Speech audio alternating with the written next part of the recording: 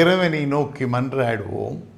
என்னை அல்லாமல் உங்களாலே ஒன்று செய்து கொள்ள முடியாது என்று சொல்லி போன எங்கள் இறைமகனார் கர்த்தராகிய இயேசு கிறிஸ்துவே, இந்த வேளையிலும் கூட உம்முடைய சகாயத்தை நாடினவர்களாக நாங்கள் வந்திருக்கிறோம் ஐயா. நீர் எங்கள் வாழ்க்கையை பக்குவப்படுத்த வேண்டுமாய் நாங்கள் மன்றாடுகிறோம். இதை நாங்கள் கேட்டு மகிழ, இதை நாங்கள் பாடி மகிழ, இதை சிந்தித்து இன்புற, எல்லாவற்றுக்கும் மேலாக கேட்டவைகளை நாங்கள் கடைபிடித்து ஒழுக, உமக்கு பிரியம் உண்டாக வாழ எங்களுக்கு அனுக்கிரகம் செய்யும். இயேசுவின் மூலம் பிதாவே, ஆமென்.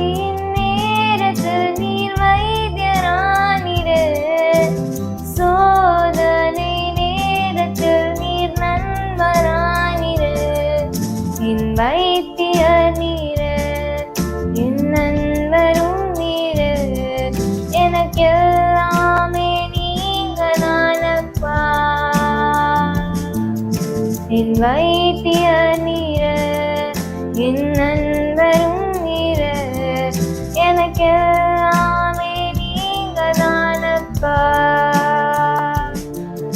என் கூடவே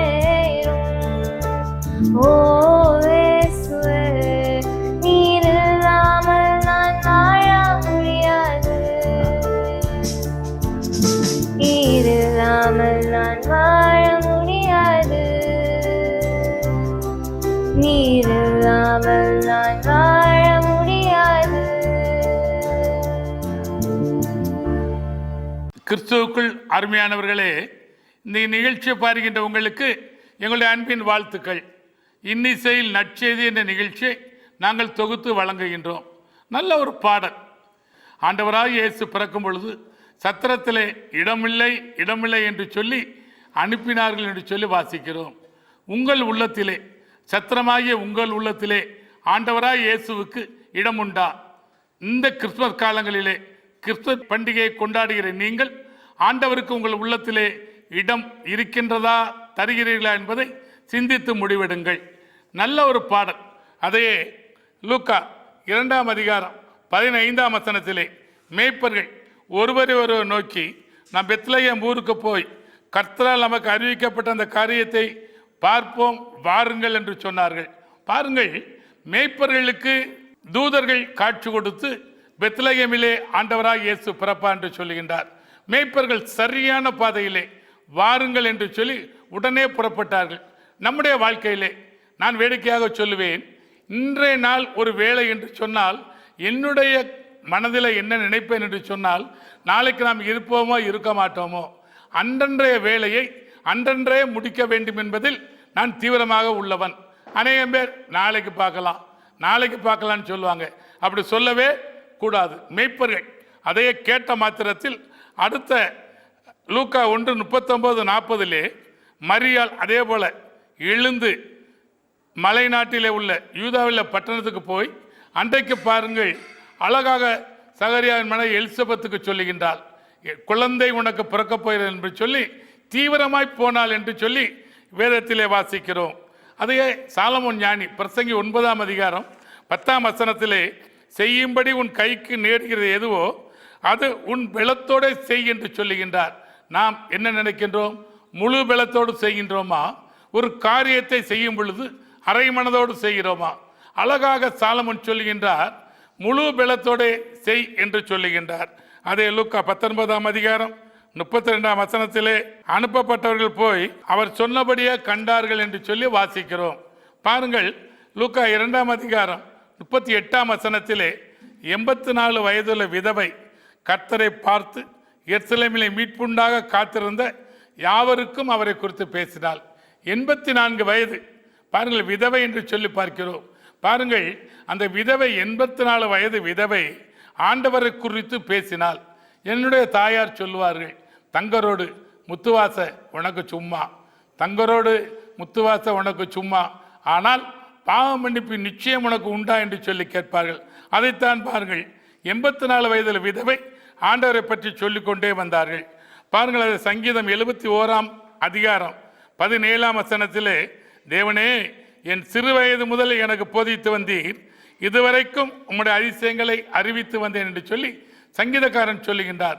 ஆண்டவர் நம்முடைய வாழ்க்கையிலே செய்த அதிசயங்களை மற்றவர்களுக்கு சொல்லுகின்றோமா? ஒரு வேளை நாம் ஒரு கடையில் போய் காப்பி குடித்தால் என்ன சொல்லுவோம்? அங்கே போய் காப்பி குடித்தால் காப்பி நன்றாக இருக்கிறது என்று சொல்லுவோம். அதே போல் ஆண்டவர் செய்த நன்மைகளை, உங்களுக்கு செய்த ஒவ்வொரு நன்மைகளையும் மற்றவர்களை கண்டிப்பாக சொல்ல வேண்டும். அதே சங்கீதம் 71ஆம் அதிகாரம் 18ஆம் வசனத்திலே, இப்போது தேவனே இந்த சந்ததிக்கு உமது வல்லமையையும் வரப்போகிற யாவருக்கும் உமது பராக்கிரமை குறித்து நான் அறிவிக்கும் அளவும் முதிர் வயது வரைக்கும் என்னை கைவிடாதே என்று சொல்லுகின்றார். சங்கீதக்காரன் அழகாக சொல்லுகின்றார், முதிர் வயது வரை என்னை கைவிடாதிரும் ஆண்டவரை என்று சொல்லுகின்றார். ஏசாயா மிக அழகாக சொல்லுகின்றார், நான் உன்னை தாங்குவேன், ஏந்துவேன், சுமப்பேன், தப்புவிப்பேன் என்று சொல்லுகின்றார். உங்களை தாங்கி ஏந்தி சுமந்து தப்புவித்து இந்த ஆண்டு 11 மாதங்களை கடந்து 12வது மாதத்தை காண செய்த கிருபைக்காக நம் ஆண்டவருக்கு நன்றி சொல்லுகின்றோமா? நம்மை விட பரிசுத்தவான்கள், நீதிமான்கள் இந்த நாளை காணாவிட்டாலும் உங்களையும் என்னையும் இன்றைக்கு உயிரோடு வைத்திருப்பார் என்று சொன்னால் ஆண்டவருக்கு எத்தனை கோடி நன்றி சொல்ல வேண்டும். கடைசியாக 1 கொரிந்தியர் 1:27 பவுல் மிக அழகாக எழுதுகின்றார். ஞானிகளை வெட்கப்படுத்தும்படி தேவன் உலகத்தில் பைத்தியமானவர்களை தெரிந்து கொண்டார், பலமுள்ளவர்களை வெட்கப்படுத்தும்படி தேவன் உலகத்தில் பலவீனமானவர்களை தெரிந்து கொண்டார்னு சொல்லி வாசிக்கிறோம். நான் வேடிக்கையாக சொல்லுவேன், படிக்காத படிப்பறிவில்லாத தூதர்கள் சரியாக பெத்லகேமுக்கு ஆண்டவருடைய பிறப்பை காண மாட்டுக்கொட்டைக்கு வந்தார்கள். படித்த மேதாவிகள், அறிஞர்கள், வேத பண்டிதர்கள், நட்சத்திரம் அவர்களை வழிகாட்டுவதற்காக நட்சத்திரத்தை ஆண்டவர் கொடுத்தார். ஆனாலும் பாருங்கள், அந்த படித்த மேதாவிகள் பாருங்கள் பாதை தவறி போய் ஆண்டவர் பிறப்பது ஏரோது அரண்மனையில் என்று சொல்லி அவர்கள் மனதிலே தீர்மானம் பண்ணி கொண்டு ஏரோதிடம் போய் கேட்கிறார்கள். பாருங்கள், 3 வயதுக்கு குறைவான பிள்ளைகளை அனைவரை அன்றைக்கு கொன்றெடுத்தான் சொல்லி வாசிக்கிறோம். அதைத்தான் சொல்கிறார் பவுல். ஞானிகளை வெட்கப்படுத்தும்படிக்கு உலகத்தில் பைத்தியமானவர்களை தெரிந்து கொண்டார்னு சொல்லி ஆண்டவர் தன்னுடைய சீடனாக படிக்காத அந்த மீன் பிடிக்கிறவர்களைத்தான் ஆண்டவர் தெரிந்து கொண்டார். இன்றைக்கும் எனக்கு படிப்பு இல்லையே, எனக்கு அவ்வளோ ஞானம் இல்லையே என்று சொல்லி நீங்கள் கவலைப்பட்டால் இதே வசனத்தை ஏற்றுக்கொள்ளுங்கள். ஞானிகளை வெட்கப்படுத்தும்படியாக உங்களை ஆண்டவர் பயன்படுத்துவார். இந்த நிகழ்ச்சியை பார்த்த உங்களுக்கு எங்களுடைய அன்பின் வாழ்த்துக்கள். நீடிய பொறுமையாக இருந்து ரெட்டிப்பான ஆசீர்வாதத்தை பெற்றுக்கொண்ட யோபு வாழ்க்கை வரலாறு. மாமியாரோடு ஒட்டிக்கொண்டு உம்முடைய ஜனம் என்னுடைய ஜனம், நீர் மறிக்கும் இடத்திலே நானும் மறிப்பேன் என்று சொன்ன ரூத் வாழ்க்கை வரலாறு. பாதை தவறி போய் மீண்டுமாய் வந்த யோனா வாழ்க்கை வரலாறு. பரவாஸ் வாழ்க்கை வரலாறு. மிஷினரிகள் ராக்லண்ட் ஸ்வார்ட்ஸ் ஆகியோருடைய வாழ்க்கை வரலாற்றை குறைந்த செலவிலே 20 பேரை கொண்டு உங்கள் பகுதியில் வந்து ஊழியத்தை செய்ய நாங்கள் காத்திருக்கின்றோம். ஆண்டவராகிய இயேசு சங்கீதக்காரன் சொல்கிறார், என்னோடு கூட கர்த்தரை மகிமைப்படுத்துங்கள், நாம் ஒருமித்தவருடைய நாமத்தை உயர்த்துவோமாக என்று சொன்ன வேத வசனத்தின்படி ஆண்டவருடைய ஊழியத்தை நீங்கள் அழைத்து ஆண்டவரை மகிமைப்படுத்த உங்களை அன்புடன் கேட்டுக்கொள்கிறோம். இந்த நிகழ்ச்சியை பார்த்த உங்களுக்கு எங்களுடைய அன்பின் வாழ்த்துக்கள். இந்த நிகழ்ச்சி மூலமாக ஆசீர்வாதம் பெற்றோர், அற்புதம் பெற்றோர் அநேகர். உங்களுடைய பணம் எங்களுக்கு தேவையில்லை, எங்களுக்காக ஜெபியுங்கள். இதில் பாடின, செய்து கொடுத்த, ஜெபிக்கின்ற அனைவருக்காகவும் ஜெபிக்கும்படியாக உங்களை அன்புடன் கேட்டுக்கொள்கிறோம். நன்றி.